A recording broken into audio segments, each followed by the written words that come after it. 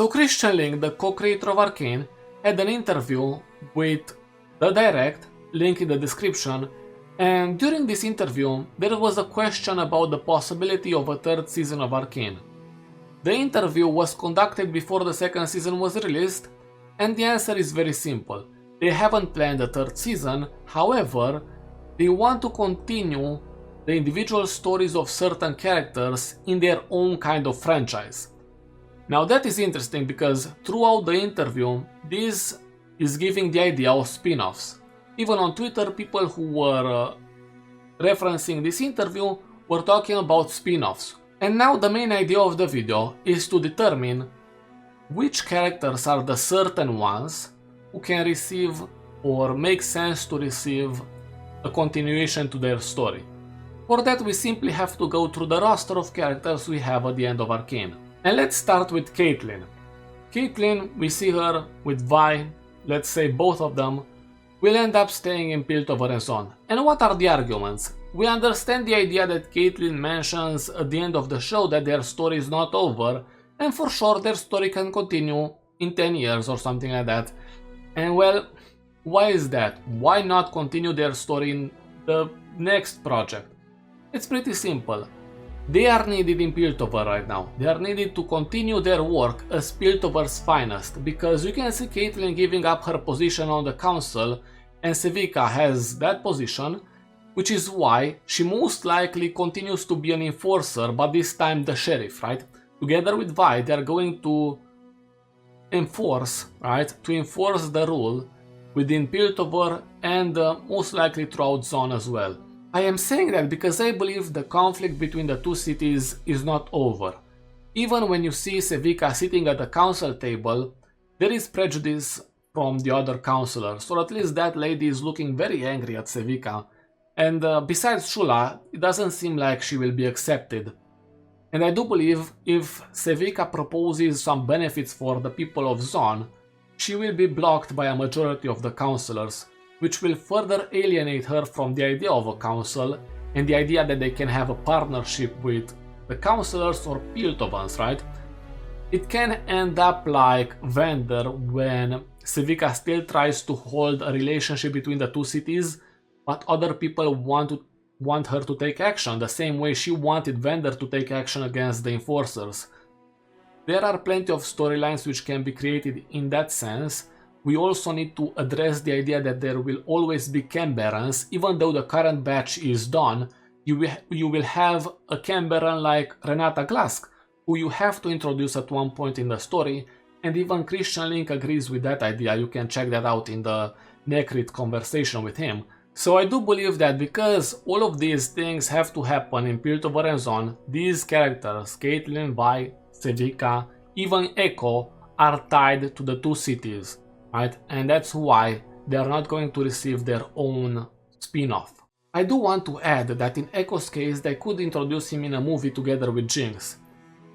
You can make up your own assumptions. The only thing I would like to see is the start of the movie where they introduce the missing moments from episode 9, the implied moments between them, painting each other, Echo cutting her hair, Echo bringing her to the Firelight Tree, or weaponizing Jinx's lair. Those are scenes which could be part of the first moments of the movie, and then we see Jinx surviving the explosion, maybe telling Echo that she is leaving Piltover and Zone. After that we can see the journey of Jinx moving away towards that new place, probably one of those locations which Christian Link mentioned that they are exploring in their future projects, Bridgewater, Ionia, Demacia or Noxus. We pretty much know already which one I believe is going to be the final destination, but I have a separate video for that. And now for a handful of characters I do not believe will have a continuation to their story. First, Victor and Jace. Their fate is a mystery. We do not really know what's going to happen with them or what actually happened with them. And we can kind of guess, but at the same time their future is with a big question mark, which is why I believe they are not going to have their story continued in the next 15 years. Heimerdinger, well, Christian Link, the co-creator, really likes Heimerdinger.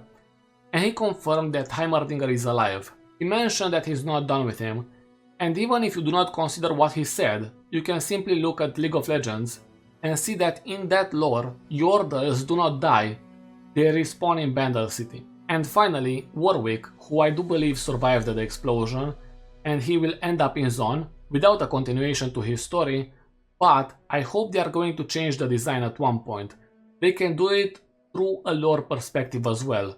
The body of Warwick is split between two, the Hextech side and the Chemtech side, the one created by Singed and the one created by Victor. Because Victor lost control, you now have space for the Feral side, the one created by Singed, to take full control of the body and go through the final transformation and become the wolf of the Undercity, right? The Wrath of Zon. Speaking of Singed, how are they going to introduce him in the Noxian invasion of Ionia?